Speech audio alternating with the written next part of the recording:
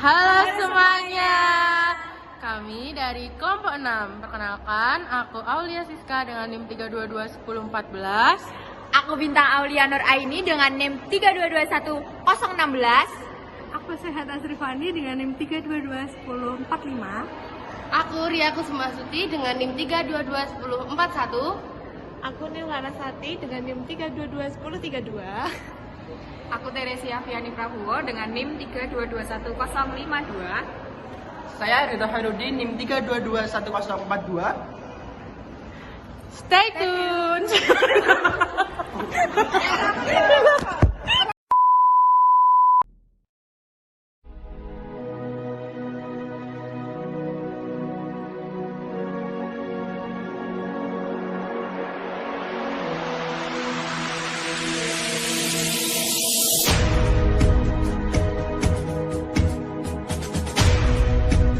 Laporan pelanggaran HAM yang Komnas HAM sendiri mencatat sepanjang tahun 2016 mulai dari bulan Januari hingga November kemarin setidaknya ada pengaduan pelanggaran reformasi sederet kasus pelanggaran hak asasi manusia masih belum dituntaskan, R8 hingga penembakan aparat keamanan di aksi demonstrasi mahasiswa kasusnya masih Komnas HAM menggantung. sendiri mencatat sepanjang tahun 2016 mulai dari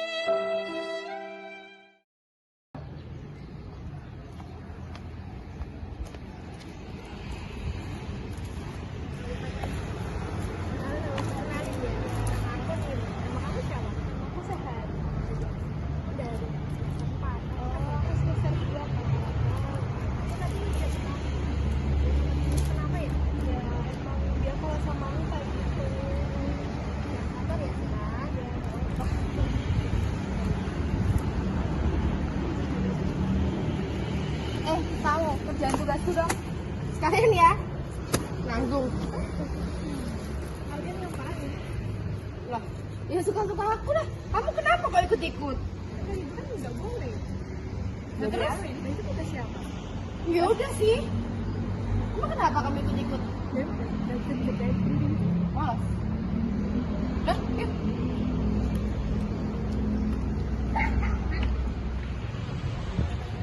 Nah teman-teman, contoh tadi merupakan tindakan pelanggaran HAM yang terjadi di lingkungan kampus dan masih banyak terjadi di saat ini.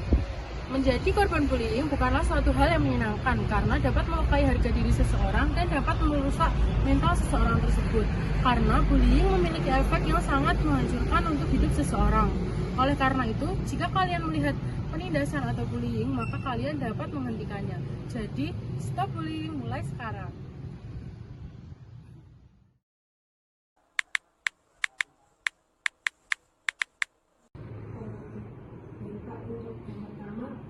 Dari Pak Wahid sendiri, pengertian HAM menurut Pak Wahid itu apa ya? Pengertian HAM secara umum ya, jadi di sini kita selaku manusia makhluk hidup itu memiliki hak dan kewajiban yang tentunya dimana hak di sini adalah apa yang harus kita lakukan dan kewajiban apa yang harus dilakukan oleh kita untuk masyarakat. Jadi secara umum menurut saya untuk hak asasi manusia di sini adalah kita memiliki kewenangan untuk membuat hidup kita nyaman seperti itu. Jadi kalau di mahasiswa berarti memiliki hak untuk nyaman berada di perkuliahan di kampus, itu haknya mahasiswa seperti itu. Kalau di masyarakat berarti hak untuk memiliki lingkungan yang baik, kondusif dan mendukung terhadap perkembangan mahasiswa di lingkungan masyarakat tersebut.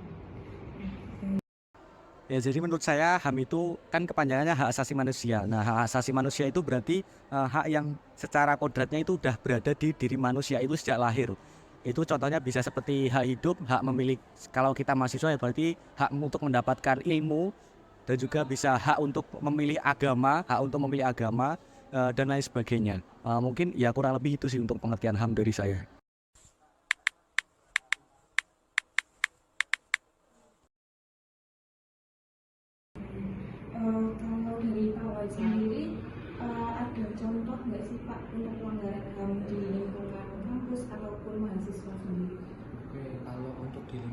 Jurnastikes Nasional terkait HAM di sini mungkin dulu ya. Jadi waktu pembangunan ya, masih dalam proses pembangunan, itu mahasiswa belajar di kelas, tapi ada proses pembangunan yang mana itu berisik atau ada suara-suara yang bising sehingga mengganggu kenyamanan dalam mendapatkan pengajaran di kuliah seperti itu. Contoh kecilnya seperti itu. Tapi kalau untuk di masyarakat mungkin pelanggarannya ketika mahasiswa itu belajar ataupun sedang mengerjakan tugas, itu mungkin tetangganya ataupun adiknya itu tidak mendukung kenyamanan dari mahasiswa dalam belajar ataupun mengerjakan tugas. Nah, itu salah satu bentuk pelanggaran HAM bagi mahasiswa di lingkungan kampus maupun di lingkungan masyarakat seperti itu.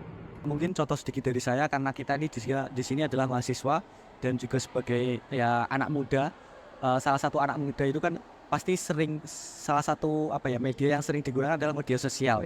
Nah, itu mungkin yang banyak terjadi saat ini adalah karena penyalahgunaan media sosial, dengan salah satunya itu mencemarkan nama baik seseorang. Mungkin seperti itu.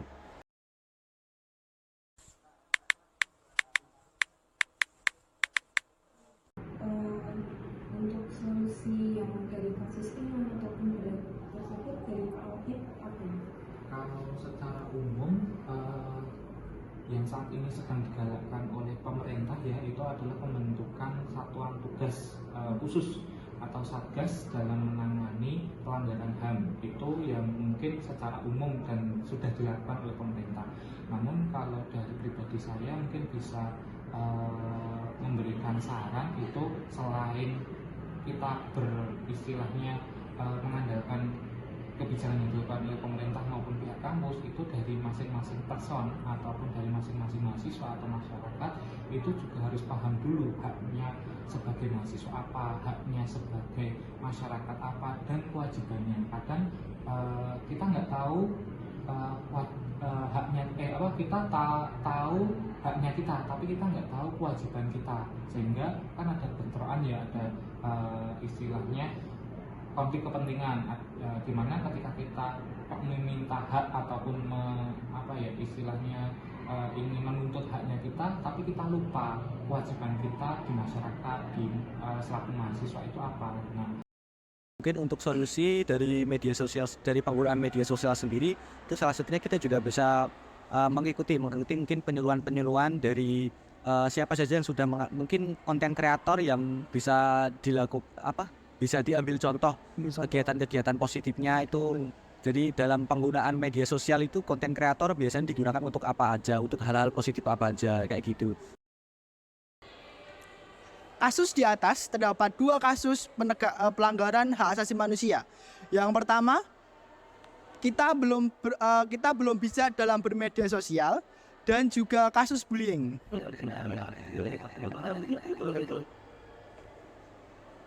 Nah, kesimpulan yang dapat kita ambil dari video di atas adalah hak asasi manusia bukanlah hak istimewa yang diberikan oleh segelintir orang.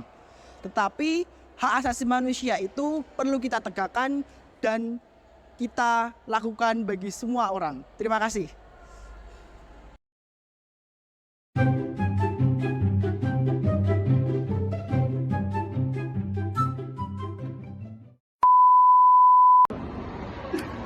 Halo semuanya. Lain. Lewati ADW ya. Ini lewat. Ini. Oh, vlogger ada. Halo guys.